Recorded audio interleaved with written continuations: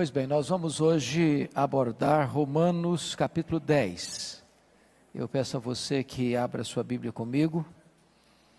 Romanos capítulo 10. Temos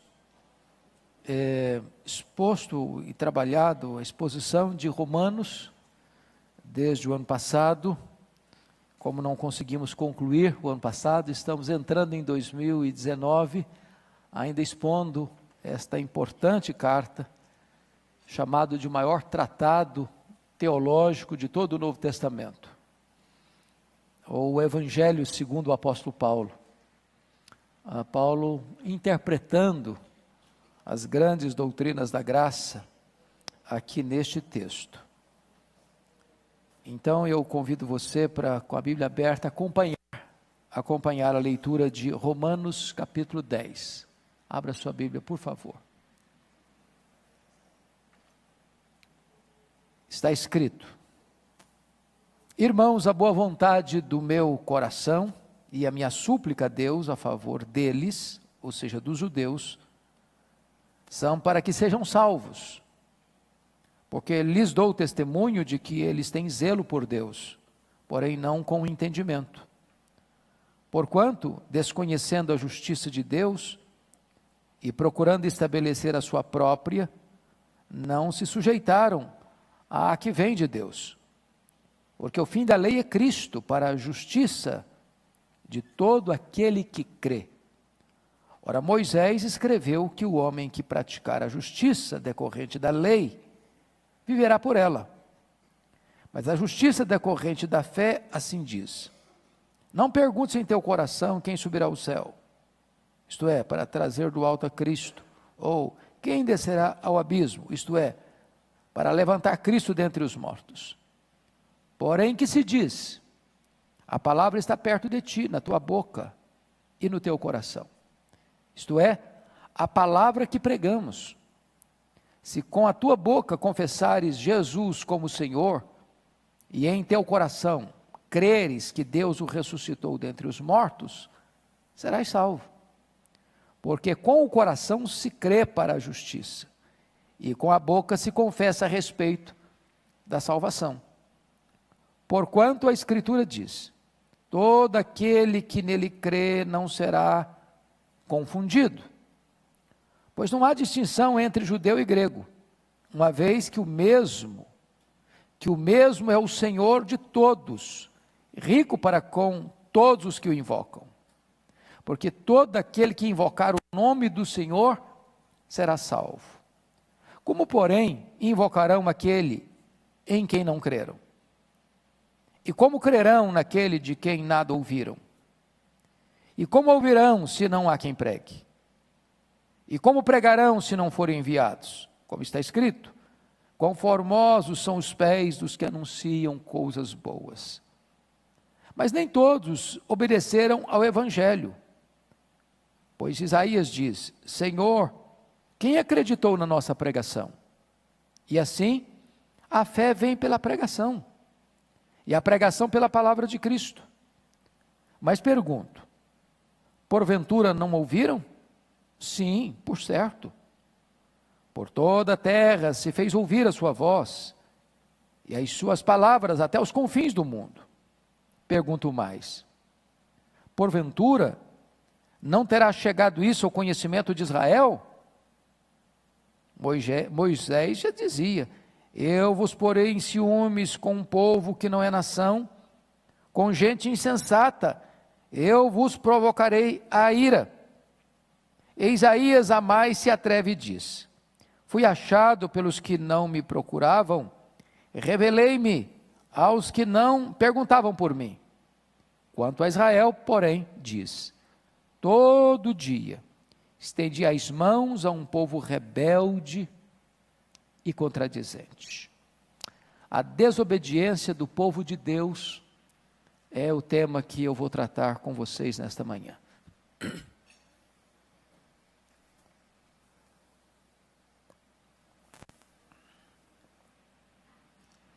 Muito bem. Foi dito na aula passada, e talvez alguns estavam aqui presentes, que os capítulos 9, 10 e 11 de Romanos formam um bloco só. O capítulo 9 olha para trás e trata da eleição eterna de Deus, segundo a sua soberania e o seu propósito. O capítulo 10, esse que acabamos de ler, olha para o presente e retrata a rebeldia de Israel, não aceitando a justiça que procede da fé, mas buscando a justiça que procede das obras. O capítulo 11 olha para o futuro, para um tempo de restauração de Israel como nação, quando então os olhos espirituais serão abertos e eles serão alcançados pela graça. Eu queria então, dito isto, muito brevemente, a título de introdução, entrar na exposição do capítulo 10 de Romanos. E a primeira coisa que você vai encontrar é a oração de Paulo pela salvação dos judeus. Olha comigo o verso 1. Irmãos, a boa vontade do meu coração e a minha súplica a Deus a favor deles são para que sejam salvos. E aqui eu chamo a atenção para um ponto já inicial. Paulo foi certamente o maior teólogo do Novo Testamento. E ao mesmo tempo o maior intercessor. Parece-nos que essas duas coisas andam hoje meio separadas. Quanto mais uma pessoa se esmera no conhecimento teológico, parece que menos tempo ele dedica à oração. Aqueles que mais sabem são os que menos oram, infelizmente. E isso não está certo. Porque Paulo, mesmo sendo grande teólogo, ele era o grande intercessor.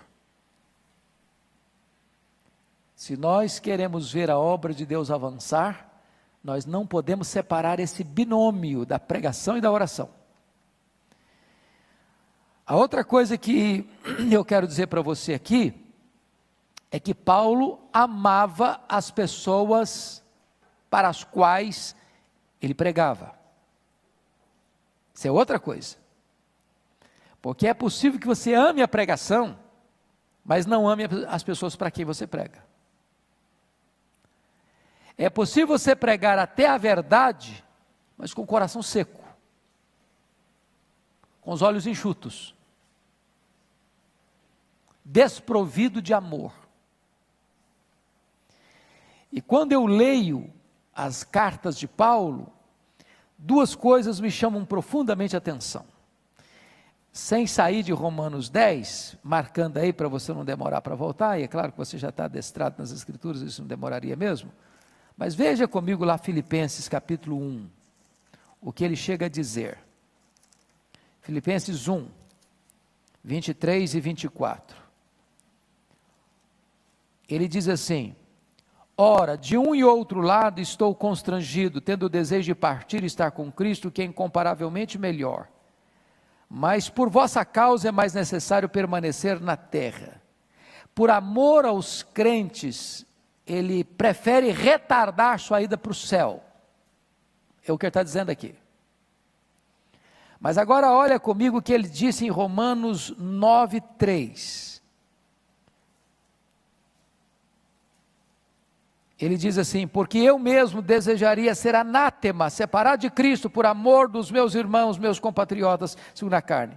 Ele não só está disposto a retardar ir para o céu, por causa do povo de Deus, como ele está disposto até a ir para o inferno, se os seus compatrícios se converterem. Agora você percebe o seguinte, que este homem não só ama pregar, ele ama as pessoas para quem ele prega. Isso faz toda a diferença.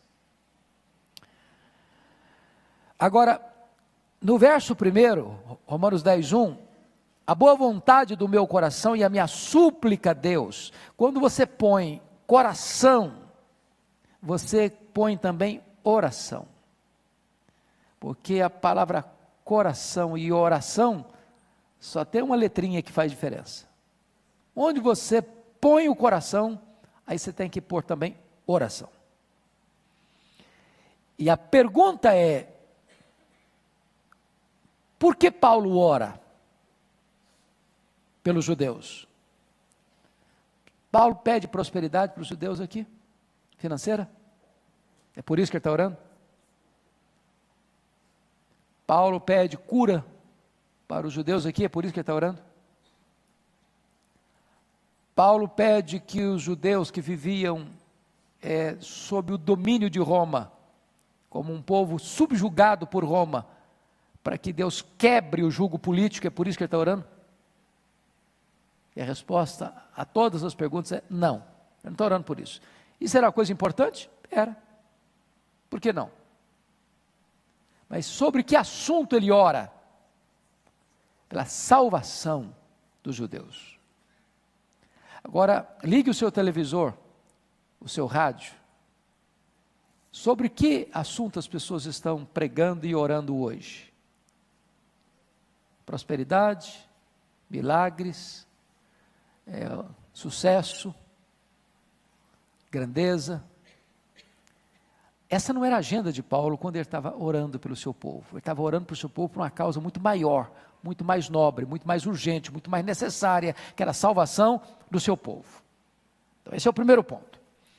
Segundo ponto que eu chamo a atenção de vocês, é a ignorância espiritual de Israel. Está aí nos versos 2 a 4. Veja o zelo sem entendimento dos judeus no verso 2. Porque lhes dou testemunho de que eles têm zelo por Deus, porém não com entendimento. O que faltava em Israel, irmãos? Era religião? Não era religião. Era fervor religioso? Não era fervor religioso. Era intensidade de agenda religiosa? Não era isso. O problema de Israel não era indiferença religiosa, era fervor religioso fora da verdade. O problema de Israel não era de falta de entusiasmo, era deficiência doutrinária. O problema de Israel não era falta de sinceridade religiosa, era falta de discernimento espiritual. Então Paulo está tratando de uma coisa soleníssima que tem forte aplicação para os nossos dias. Porque muitas pessoas confundem isso, fervor religioso. Você pode encontrar gente que vá para a igreja todo dia, que ora e jejua todo dia, que seja extremamente ardoroso na sua expressão religiosa todo dia, e mesmo assim essa pessoa está perdida. Porque o que falta para ela não é fervor, o que falta para ela é a verdade, é o discernimento. Ela tem religiosidade, mas a religiosidade dela está fora da verdade de Deus, da revelação da palavra de Deus. Ela tem zelo, mas não tem entendimento, não tem discernimento. E aí você vai perceber uma afirmação no verso 2, é o testemunho dele. Eu lhes dou testemunho de que eles têm zelo por Deus. Eu sou testemunha pessoal disso. Aliás, ele era o próprio exemplo disso. Vocês se lembram como Paulo perseguiu a igreja? Como ele entrava nas casas, nas sinagogas, e encerrava homens e mulheres na cadeia. Como ele entrava nas sinagogas e batia nos crentes lá, forçando-os a blasfemar. Como ele encerrou muitos dos santos em prisões, e contra esses muitos dava o seu voto quando os matavam. Mas por que ele fazia isso? Por zelo religioso. Ele achava que fazendo isso ele estava agradando a Deus. Não é que ele era um cara assim, um doidão, não. Ele era extremamente um homem religioso, um fariseu zeloso. E ele achava que ele estava agradando a Deus com isso.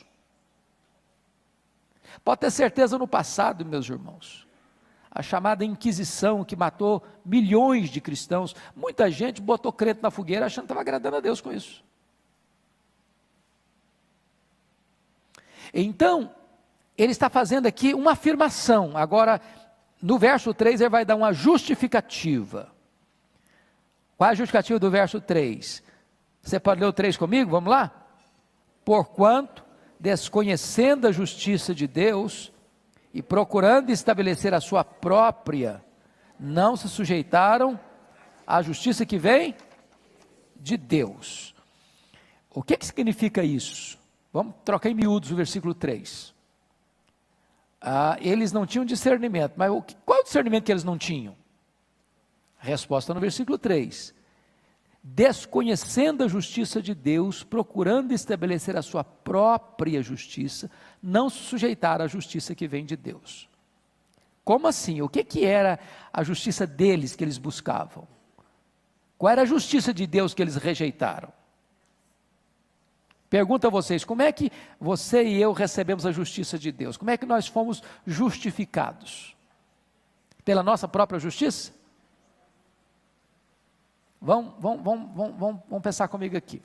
Eu já fiz essa pergunta aqui algumas vezes, e eu vou tornar a repetir, temos muita gente nova aqui hoje. A quem Deus justifica? Ao justo ou ao injusto? Resposta? Ao injusto. Mas é justo o justo justificar o injusto?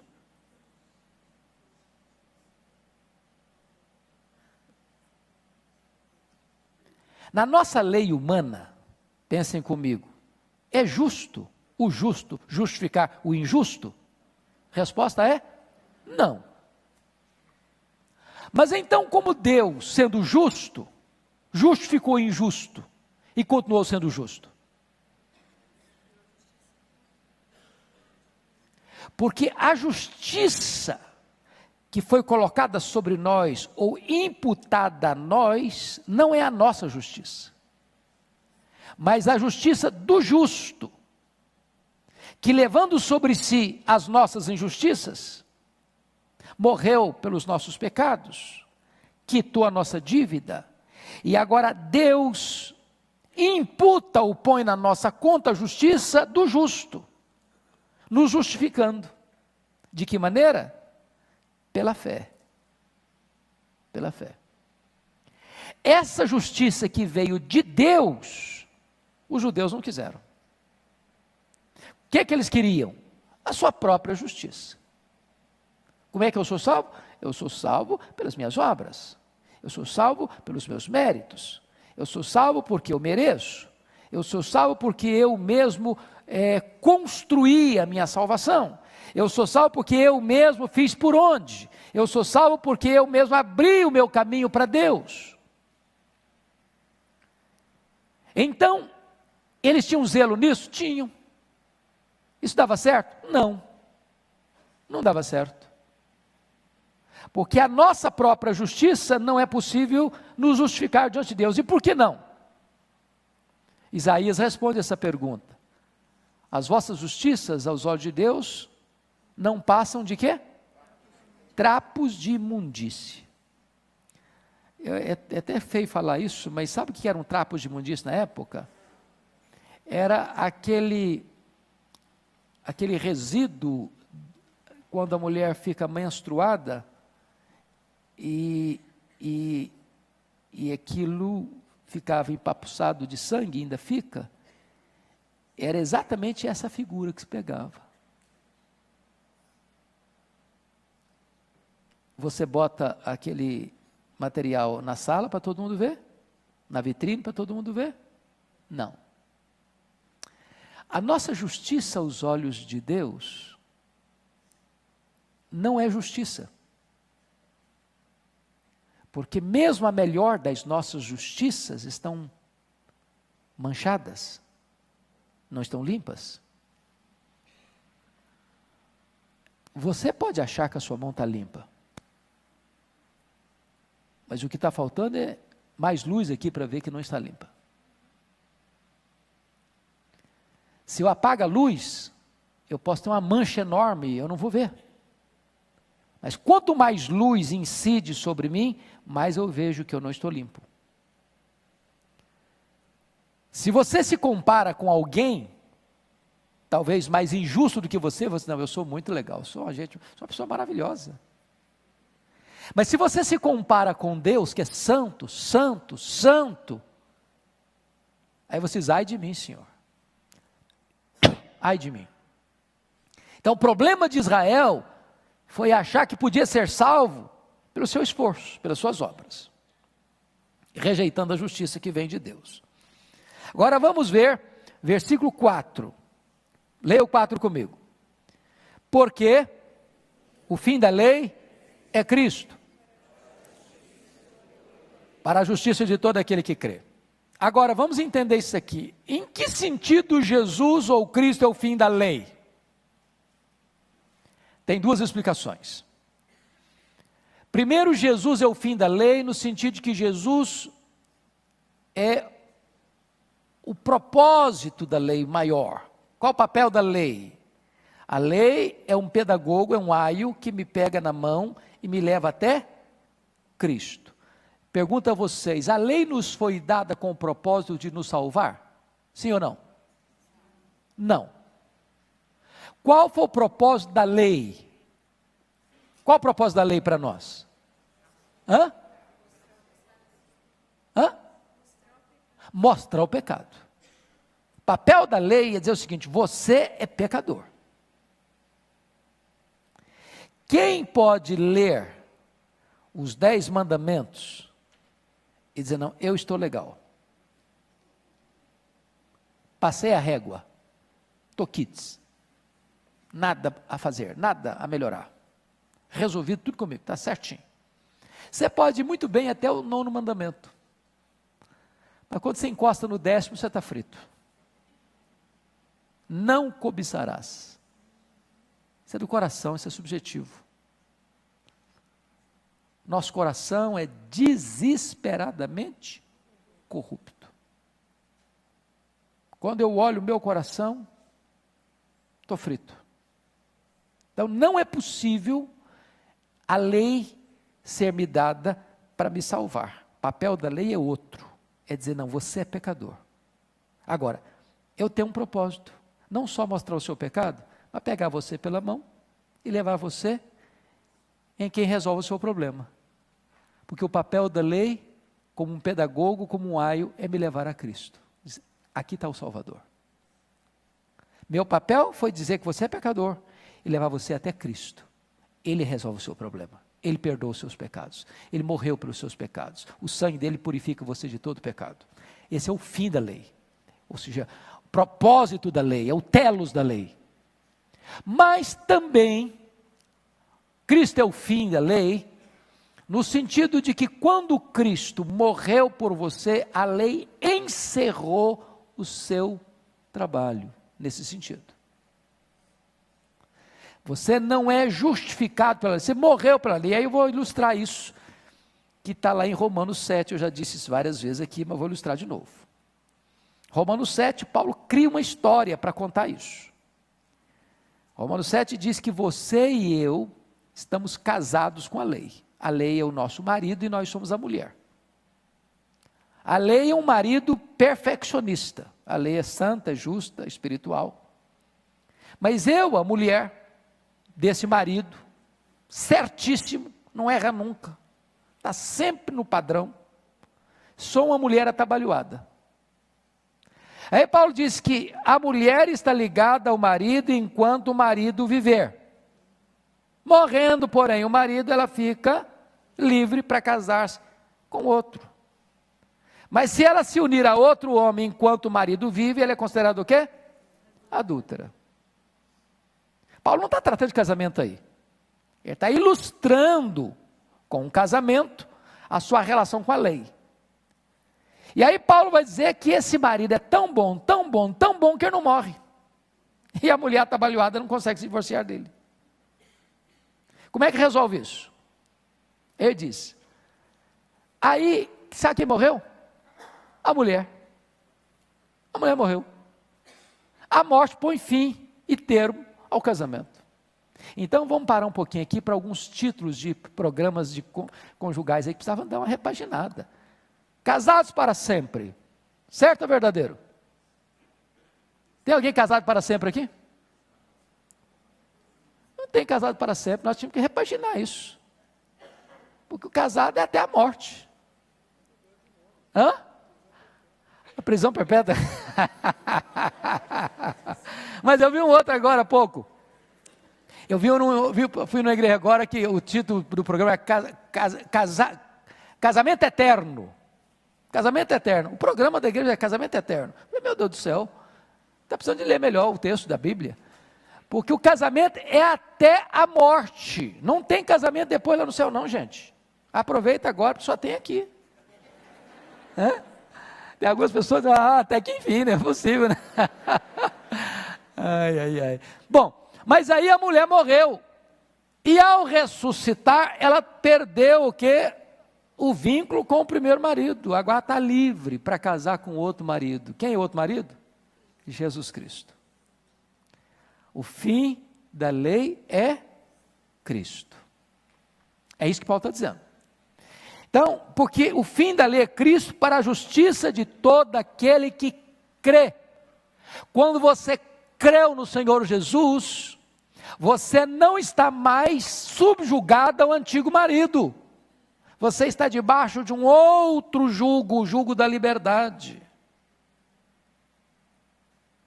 Esse outro marido, Cristo, ele é perdoador. Ele é o seu Salvador.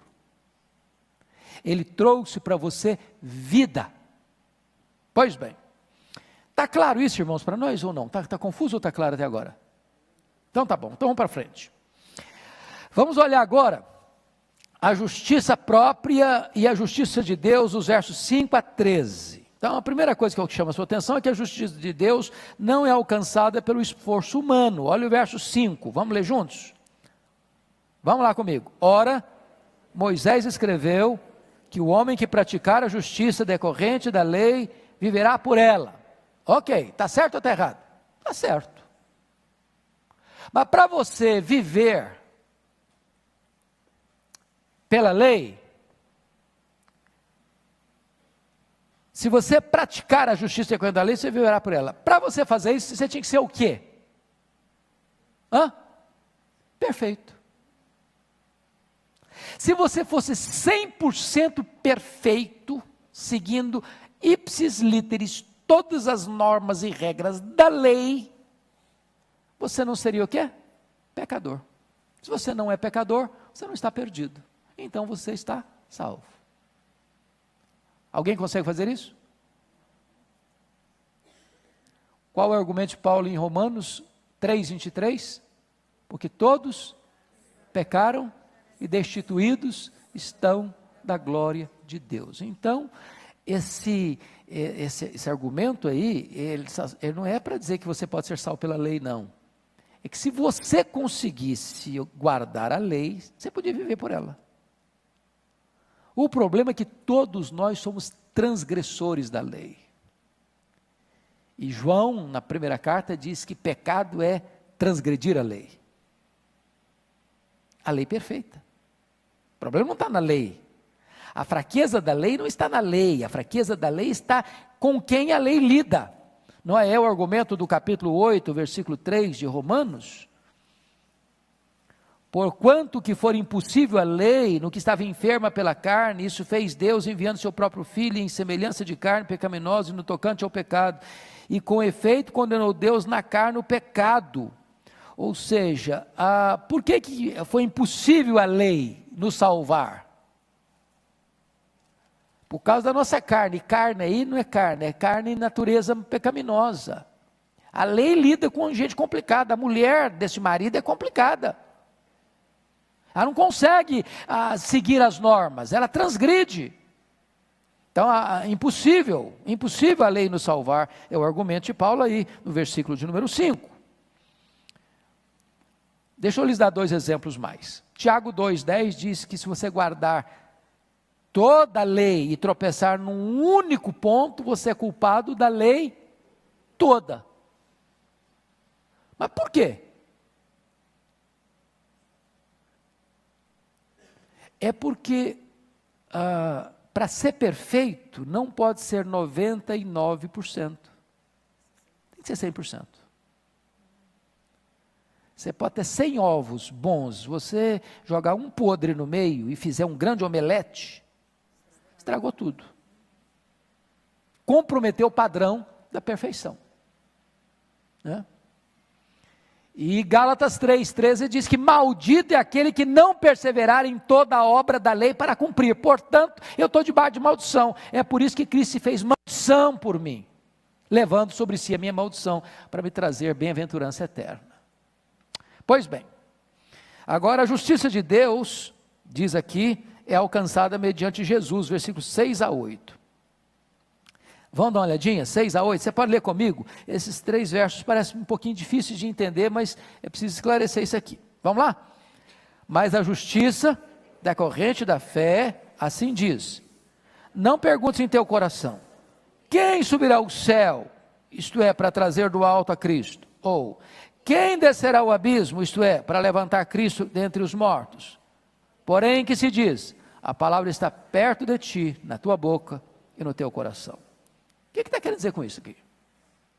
O que ele está dizendo é o seguinte: não há necessidade de escalarmos as alturas excelsas à procura de Cristo, nem mergulharmos nas camadas abissais, dos mais profundos abismos, para trazer Jesus da morte, para procurarmos a Jesus, porque Ele está aqui pertinho de nós. Está aqui. De que maneira Ele está aqui? Através da exposição, da pregação. É o que Ele vai dizer, e olha, confira, versículo 8, a palavra está perto de ti, na tua boca e no teu coração, isto é, a palavra da fé que pregamos. Nós pregamos a Cristo. Nós pregamos a Cristo. Ou seja, você não vai buscar essa justiça que vem das obras, você vai buscar a justiça que vem de Cristo, e Ele não está lá em cima, Ele não está lá embaixo, Ele está aqui, perto de você. Quando você ouve o Evangelho, você está ouvindo Cristo, é a mensagem de Cristo. Quando você escuta a palavra de Deus fielmente exposta, é o próprio Deus falando com você. Cristo está aqui falando com você, bem de perto com você. É a palavra dele que você está ouvindo. Porque às vezes, meus irmãos, a gente não tem essa noção. As pessoas são muito místicas. A pessoa pergunta assim: você já escutou Deus hoje? Eu nunca escutei Deus, pastor. Eu nunca ouvi Deus. Você nunca leu sua Bíblia? Quando você lê sua Bíblia, Deus está falando com você. Você já ouviu a pregação expondo a palavra de Deus com fidelidade? Deus está falando. É Deus que está falando. É por isso que às vezes nós escutamos um sermão, sem a mínima reverência, sem o mínimo cuidado, sem a mínima noção do que está acontecendo ali. A palavra está perto de você, a palavra está ao seu alcance. Esta é a mensagem do Evangelho, é o que Paulo está nos ensinando aqui. A palavra está perto de ti, na tua boca e no teu coração, isto é, a palavra da fé que pregamos. Então não busque Jesus lá nas alturas, não tente trazer Jesus lá das profundezas, Ele está do seu lado, Ele está aqui na palavra que está sendo anunciada. Louvado seja o Senhor por isso. Agora vamos mais entender. Olha comigo, que essa justiça de Deus, ou a justiça de Cristo, de que maneira que você pode apropriar-se dela? Por favor, ela é apropriada pela fé, mediante a fé, versículos 9 a 13. Vamos ver, então, a condição dessa salvação nos versículos 9 e 10. Vamos ler juntos, esses 2 versos belíssimos da Bíblia. Se, com a tua boca, confessares Jesus como Senhor, e em teu coração creres que Deus o ressuscitou dentre os mortos, serás salvo. Porque com o coração se crê para a justiça, e com a boca se confessa a respeito da salvação. Então, ele olha a fé como a raiz e a confissão como o fruto dessa raiz. Ele olha 2 coisas: a fé interior e a confissão pública, andando juntas. O efeito dessa confissão, diz o verso 9, é salvação. Então vamos entender isso. Coração e boca.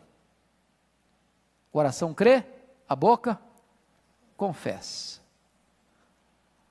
O crer é do íntimo, é secreto, é pessoal, é na intimidade do seu coração. A confissão é pública, para todo mundo ouvir e perceber.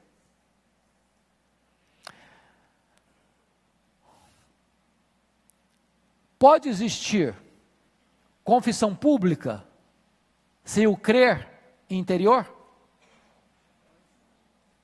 Não teria valor nenhum, não é verdade? É possível a pessoa confessar-se salva sem estar salva? Senhor, porventura não fizemos milagres, não expelimos demônios, não profetizamos em teu nome? Estão confessando publicamente. Em verdade vos digo, não vos conheço, apartai-vos de mim, vós os que praticais a iniquidade. Então preste atenção, que uma confissão pública, sem a experiência pessoal, subjetiva, real, da transformação, do crer no coração, não tem valor nenhum. Isso é auto-engano. Agora vamos para o outro lado. É possível que alguém creu no seu coração e não confessou publicamente? Hã? Para um pouquinho para pensar nisso. Quantos crentes? Eu sou crente. Eu crio no meu coração. E ele está lá numa sala de universidade. E ele tem 40 colegas que não são crentes, alguns ateus, outros agnósticos, outros são nada, outros até zombam da fé. E ele, bico calado. Ou ele trabalha num departamento da empresa. A sala dele fica assim, de frente para outra pessoa. E bico calado. Vocês acham que isso acontece hoje? O que Paulo está mostrando para nós, irmãos, que essas duas coisas precisam andar o quê? Juntas. E que a salvação decorre das duas coisas que não podem ser o quê? Separadas. Se em teu coração creres, se com a tua boca confessares, então serás salvo. É hora de então, de repente, questionar, num autoexame sincero, se aquilo que eu estou dizendo que aconteceu no meu coração, de fato aconteceu. Não há agente secreto do reino de Deus. Não é possível um silêncio criminoso, uma omissão covarde, se eu de fato crio no meu coração. Porque ao crer no coração, o que vem em seguida é confessar com os lábios. O crer interior precisa ser seguido da confissão pública. É o que Paulo está ensinando aí para nós. Agora olha comigo, versículo 11. Se a condição da salvação é crer e confessar com os lábios, isso traz salvação. Agora, só antes de entrar no verso 10, eu preciso só dizer uma coisa importante aí. E em teu coração creres que Deus o ressuscitou dentre os mortos. Paulo, ao mesmo tempo que trata da confissão, ele levanta um ponto importante aí doutrinário. Qual é o ponto doutrinário que ele levanta aí? A ressurreição. A ressurreição, que Deus ressuscitou dentre os mortos. Por que Paulo levanta essa questão? Tinha relevância no primeiro século isso? Esse era um assunto que era questionado no primeiro século. Qual era a cultura prevalecente do primeiro século? Vocês já ouviram falar de helenização do mundo? O que era a helenização? A cultura grega. E no pacote da cultura grega, o que se acreditava? Na imortalidade da alma, mas não na ressurreição do corpo. Então, quando um crente morria, o que as pessoas sentiam? Uma grande falta de esperança. Morreu. Acabou. Tem ressurreição. E aí, o Evangelho traz aqui esperança. Não, Jesus ressuscitou. E se Ele não ressuscitou, é vã a nossa esperança, é vã a nossa pregação, é vã a nossa fé. Então são os falsos testemunhos de Deus. Então os que morreram em Cristo pereceram. Mas de fato Cristo ressuscitou, e Ele é as primícias dos que dormem. Nós também vamos ressuscitar. O Evangelho traz esperança. Então percebe que Paulo não consegue entender o Evangelho fora desta gloriosa verdade da esperança cristã. Agora, no verso 11, ele vai dizer o seguinte: se você recebeu salvação, essa salvação é segura. Olha o verso 11, pode ler comigo 11? Porquanto, a Escritura diz, todo aquele que nele crê, não será confundido. Sabe o que significa isso? Salvação não é uma questão de, será que eu estou salvo? Será que eu não estou salvo? Será que eu fui salvo? Será que eu perdi a salvação? Será que ontem eu fui salvo, mas hoje eu estou perdido? Será que amanhã eu posso ser salvo de novo? Não, para com essa altos e baixos. Se você creu no seu coração, e se você confessa que Deus ressuscitou dentre os mortos, serás salvo. E essa salvação não se confunde, é segurança eterna. Quem dá essa segurança é Deus. Irmãos, é tão importante entender isso. Tem muitos irmãos sinceros, sofrendo por deficiência doutrinária, por não entender essa gloriosa doutrina da perseverança dos santos, que uma vez salvo, sempre salvo.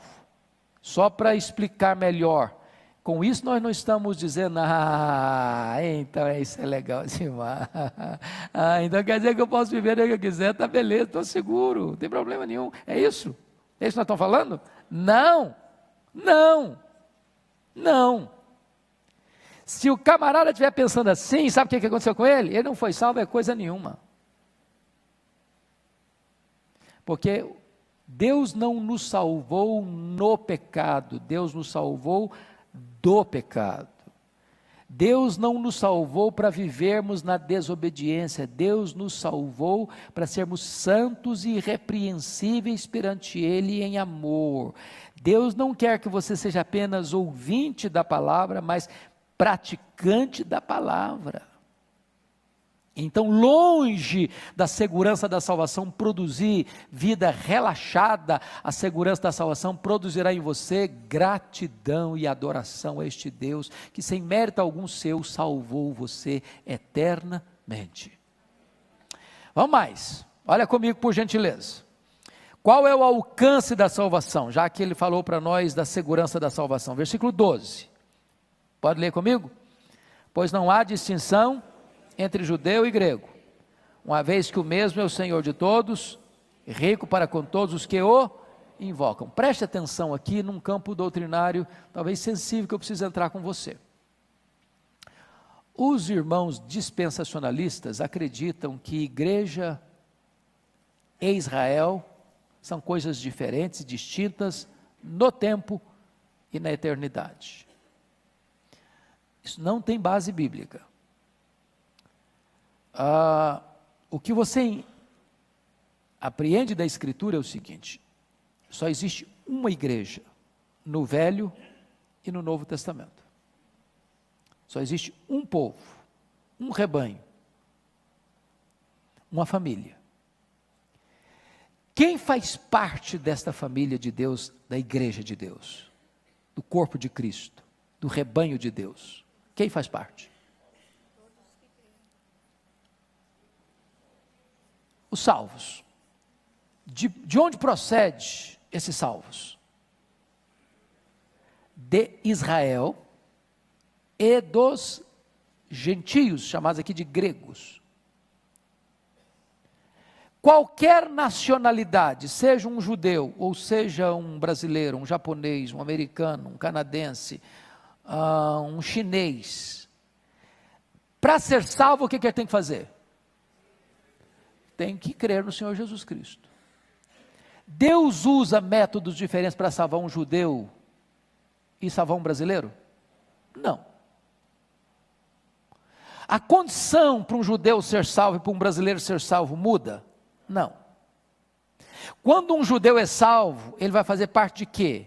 Da igreja. E quando um brasileiro é salvo, ele vai fazer parte de quê? Da igreja. Então, a abrangência da salvação é universal. Ele morreu para comprar com seu sangue os que procedem de toda tribo, raça, povo, língua e nação, e acabou. Não tem um jeito para o judeu e outro jeito para o gentio, um jeito para o brasileiro, outro jeito para quem mora em Israel. Não, a salvação é a mesma, a condição é a mesma, o instrumento pela fé é o mesmo, a pessoa que nos salva é a mesma, é Cristo, e acabou, acabou. Está claro isso, irmãos? Ok. Agora Paulo vai fazer uma outra transição, ele vai tratar da evangelização e do evangelizador nos versos 13 a 15. Os estágios da evangelização. Vamos ver aí versos 13 a 15. Pode ler comigo? Vamos lá? Porque todo aquele que invocar o nome do Senhor será salvo. Como, porém, invocarão aquele em quem não creram? E como crerão naquele de quem nada ouviram? E como ouvirão se não há quem pregue? E como pregarão se não forem enviados? Como está escrito, quão formosos são os pés dos que anunciam coisas boas. Então, veja você, que ele fala de 6 estágios aí da evangelização. Preste atenção aqui. Ser salvo, invocar, crer, ouvir, pregar, enviar. Vou trocar em miúdos. É preciso que alguém seja enviado para pregar. Segundo, é preciso pregar para que alguém ouça. Terceiro, é preciso ouvir para que alguém creia. Quarto, é preciso crer para que alguém invoque. Quinto, é preciso invocar para que alguém seja salvo. Existe uma sequência, existem estágios nesse processo da evangelização. Agora eu pergunto a vocês, nós fomos enviados ou não fomos? Fomos enviados. Quem nos enviou? Quem? Quem nos enviou, irmãos? Foi o pastor Ival? Não, né? O próprio Senhor Jesus. Ide por todo mundo, fazei discípulos de todas as nações, batizando-os no nome do Pai e do Filho e do Espírito Santo, ensinando-os a guardar todas as coisas que vos tenho ordenado, e eis que estou convosco todos os dias até a consumação dos séculos. Ele nos enviou. Mas ele nos enviou a fazer o quê? Pregar. É discutir política? É discutir problema social, econômico do mundo? Qual é a nossa missão principal? Pregar. Pregar o quê? Nossas ideias? A última decisão dos concílios eclesiásticos? Pregar o quê? O Evangelho. Prega o Evangelho. Agora, na medida em que você prega o Evangelho, com que propósito você prega? Para que as pessoas ouçam. Ouçam. Quem tem ouvidos, ouça. Como é que vem a fé salvadora? Pelo ouvir. Quando a pessoa ouve, o que ela faz? Crê. Quando ela crê, o que ela faz? Ela invoca. Quando ela invoca, o que acontece? Ela é salva. Paulo está dando aqui o beabá da evangelização. Você é enviado para pregar. Você prega para as pessoas ouvirem. Quando as pessoas ouvem, elas creem.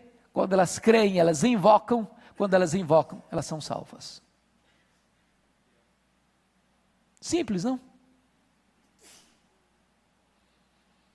Agora eu faço a pergunta que é da nossa parte aqui. Temos nós pregado?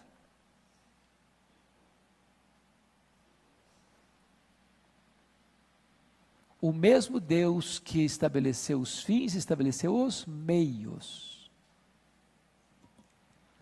Porque alguém pode, não, mas Deus tem os seus eleitos, eles vão ser salvos mesmo. A soberania de Deus não anula o quê? A responsabilidade humana. Irmãos, isso é muito sério, muito sério. Bom, tendo falado da evangelização, preste atenção que agora ele vai falar para nós, da importância do evangelizador. Olha que palavras bonitas Deus fala dele no verso 15, a parte B. Pode olhar aí comigo? Como está escrito: quão formosos são os pés dos que anunciam coisas boas.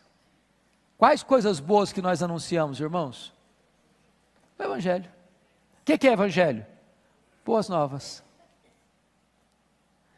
E na palavra do anjo aos pastores de Belém, boas novas de grande alegria.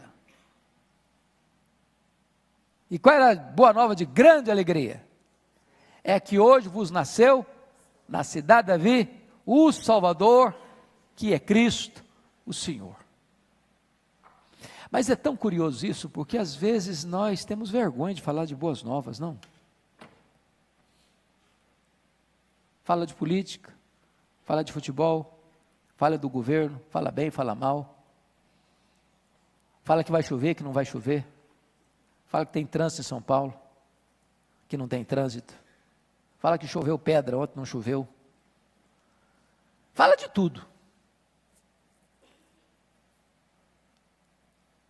Mas a gente não fala tantas vezes, se acovarda tantas vezes de dizer: eu tenho uma grande notícia para você. A melhor notícia do mundo para você. É que Jesus Cristo é o Messias de Deus. Ele é o Senhor. E quando você crê nele, você tem vida eterna. Eu estava ontem aqui, de manhã, aqui na igreja, dando uma palestra para juízes e promotores cristãos do estado de São Paulo. Esse grupo, esse bloco aqui estava praticamente cheio, coisa linda. E depois que eu terminei minha palestra, um promotor que é o coordenador desse grupo, pediu para mim, falou: pastor, o senhor podia falar para nós aí, dar uma palavra de encorajamento para os colegas a terem vontade e pressa para pregar, para os seus pares. Porque às vezes, se um promotor não falar para outro promotor, um juiz não falar para outro juiz, fica difícil, às vezes, o acesso a essas pessoas, para outras pessoas alcançarem. São pessoas, às vezes, intelectualizadas, ou que se acham muito importantes, e etc, etc, etc. E aí, eu dei um testemunho para eles, porque às vezes, irmãos, a gente pensa o seguinte: porque o fulano de tal é o doutor, é o juiz de direito da comarca, entendeu? Então, eu preciso ir para ele para uma linguajar assim lá no teto, porque se eu falar no linguajar aqui de baixo, ele não vai valorizar, não vai dar importância. E às vezes você chega diante de um professor universitário, o cara tem a cabeça grande, entendeu? O cara é cabeçudo, então sabe muito. E aí, se você ficar assim, meio lá embaixo, o cara não vai te dar atenção. Aí eu contei para eles uma experiência que eu tive, que marcou minha vida.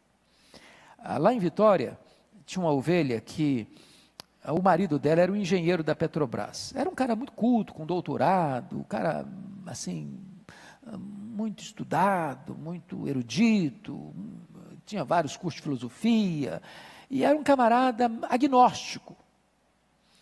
E ele não só era agnóstico, mas zombava muito da fé cristã, e a sua mulher convidava, e ele achava que pastor e igreja era gente que não tinha massa cinzenta na cabeça. Gente atrasada. Aí um dia, tentando espicaçar sua mulher, tirando a casquinha também, disse: se o seu pastor tiver coragem de vir aqui em casa conversar filosofia comigo, eu estou disposto a conversar com ele. E ela então me desafiou, falou, pastor, ele fez desafio para o senhor. Eu falei, filha, fala para ele que eu vou. Olha o Daniel na cova dos leões aí. E eu fui, meus irmãos, eu tive uma longa, infrutífera, desgastante e exaustiva conversa de 2 horas com ele. Quanto mais eu argumentava, pior ficava. Quanto mais eu entrava no campo da ciência, dos filósofos, dos pensadores, e tal, mais endurecido o cara ficava. Lá pelas tantas, eu cansei daquele trem. Falei, você quer saber uma coisa? Eu estou errado, eu peguei o caminho errado. Falei, você quer saber uma coisa, fulano? Jesus Cristo é o Filho de Deus. E Ele veio ao mundo por amor a você. Morreu na cruz para levar sobre si os seus pecados. Para perdoar os seus pecados. Para dar a você a vida eterna. E na medida que eu fui falando de Jesus e da cruz, daqui a pouquinho um homem mudou o semblante. Daqui a pouquinho algumas lágrimas rolando no rosto. Daqui a pouquinho aquele homem disse, eu quero esse Cristo na minha vida. Eu recebo como meu Salvador. Dr. Marcos Leão, tornou-se uma das pessoas mais simples, mais doces, que gostava de ficar no portão da igreja, recebendo as pessoas. Deixa eu dizer uma coisa para você, é o poder do Evangelho. Pode ser o cara mais intelectual do mundo.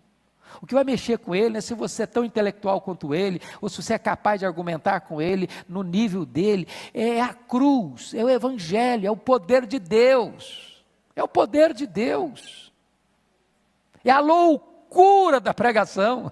É loucura, irmãos. Você falar de um homem crucificado. É loucura isso para o homem intelectual. Mas a loucura de Deus é mais sábia do que a sabedoria dos homens. Este é o Evangelho. Este é o Evangelho. E quando você é portador dessas boas novas, Deus diz, olha, os seus pés são formosos, porque você está levando uma mensagem que salva, que liberta, que transforma o ser humano. Pois bem, dito isto, agora vamos concluir falando da incredulidade de Israel a despeito de tudo isso, versos 16 a 21. Olha comigo que Israel se recusa a crer no Evangelho. E a incredulidade de Israel é uma incredulidade deliberada, versículos 16 e 17. Mas nem todos obedeceram ao Evangelho, pois Isaías diz, Senhor, quem acreditou na nossa pregação? E assim a fé vem pela pregação, e a pregação pela palavra de Cristo. Agora, então, preste atenção nisso. Se a pessoa não acreditou na pregação, o que ela não vai ter? Ela não vai ter fé. Se ela não vai ter fé, ela não vai ter o quê? Salvação. É possível que você pregue e as pessoas não creiam? Então vou fazer outra pergunta. O pregador, ao pregar, ele sai derrotado? Porque as pessoas não creram? Não. Porque a palavra de Deus é uma espada de 2 gumes. O que é gume mesmo? Fio, corte, né? Ela corta para cá e corta para cá. Ela corta para dar salvação, ela corta para trazer juízo. Ninguém escuta o Evangelho e fica do mesmo jeito. Porque ou ele recebe para a sua salvação, ou ele rejeita para a sua condenação. Então nenhum de nós deveria ter medo de fracasso. Eu tenho medo de pregar, porque se eu pregar o cara não acreditar, se eu pregar o cara não crer, se eu pregar continuar incrédulo, seu papel não é resultado. Você é apenas o arauto. O resultado não é com você. Você não saiu fracassado porque a pessoa rejeitou, não. Israel não creu, apesar de ter ouvido, apesar de ter escutado. Olha aí comigo, versículo 18. Israel ouviu. Mas pergunto, porventura não ouviram? Ouviu. Israel entendeu, versículo 19. Pergunto mais, porventura não terá chegado isso ao conhecimento de Israel, ao entendimento de Israel? Chegou. Mas apesar de ouvir, apesar de entender, o que Israel fez? Rejeitou. Rejeitou. E rejeitou por quê? Versículo 21 diz, porque Israel era o quê? Rebelde. Deus está com a mão estendida para Israel, Israel dá as costas para Deus.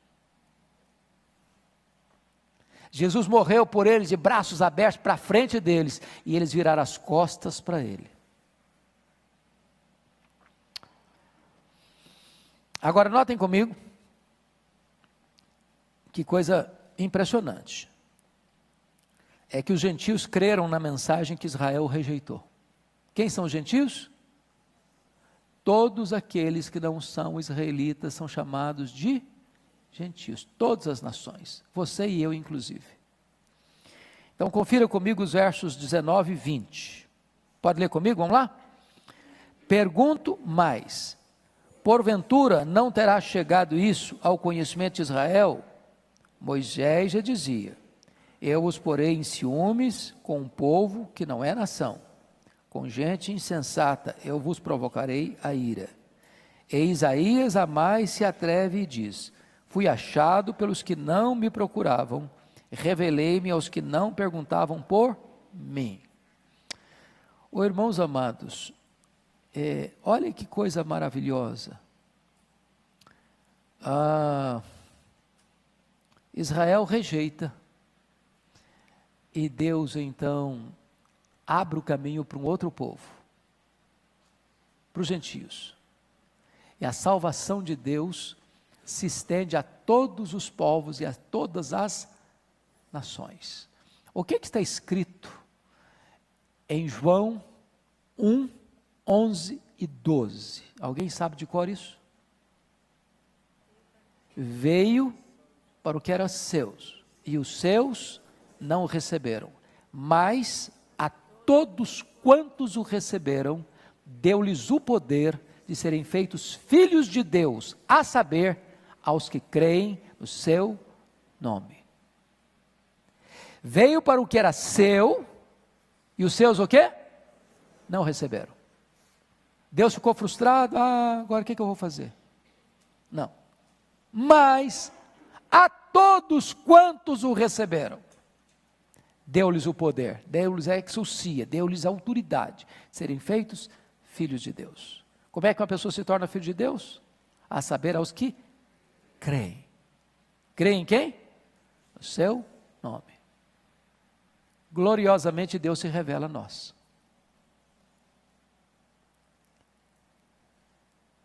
E ao se revelar a nós, Ele foi lá e tirou a venda dos nossos olhos, Ele foi lá e tirou o tampão dos nossos ouvidos, e foi lá e tirou o nosso coração de pedra e nos deu um coração de carne. E nós então pudemos crer e encontrar em Jesus Cristo a salvação. Por isso que você e eu estamos aqui nesta manhã. Concluindo, Deus pacientemente ofereceu salvação ao rebelde Israel, no versículo 21. Vamos ler todos os versos 21, por favor? Quanto a Israel, porém, diz, todo dia estendi as mãos a um povo rebelde, contradizendo. Quantos dias Deus fez isso? Todo dia. Estendeu o que mesmo? As mãos. O gesto de estender as mãos é um gesto simpático? De acolhimento?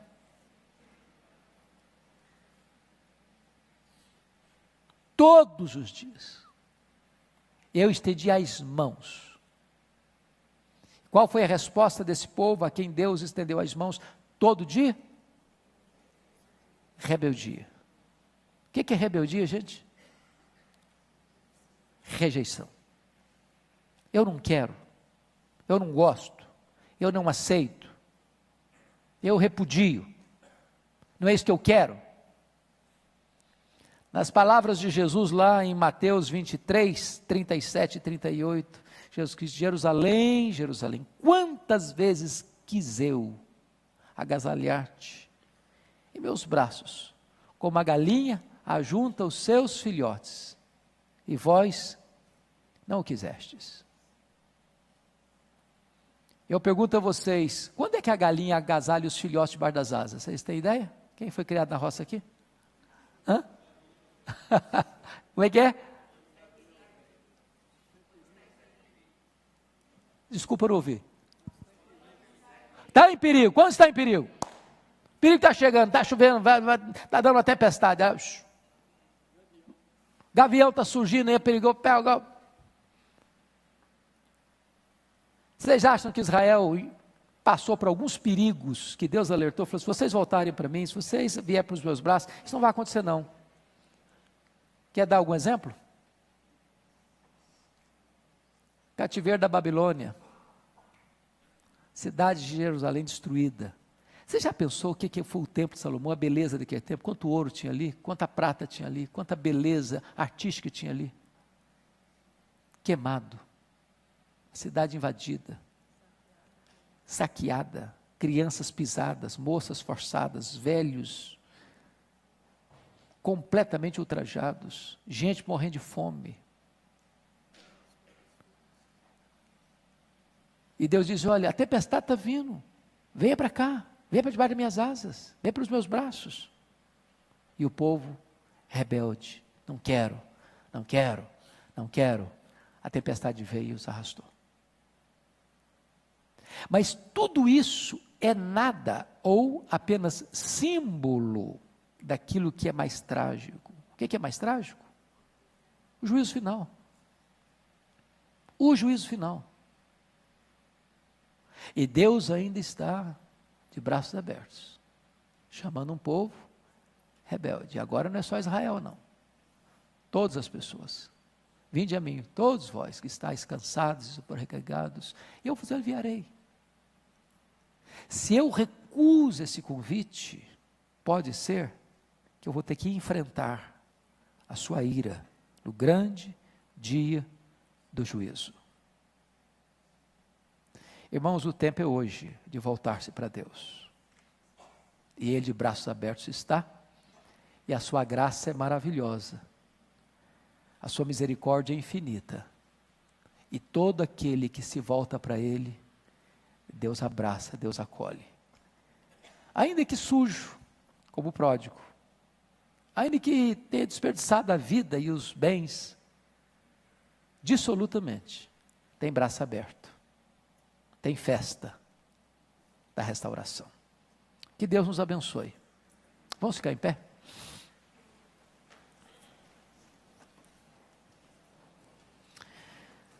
Senhor, nós te agradecemos pela tua palavra tão boa, tão preciosa, e pedimos-te que tu apliques esta palavra em nosso coração. Nós não queremos ser rebeldes à tua voz, queremos ouvi-la e obedecê-la.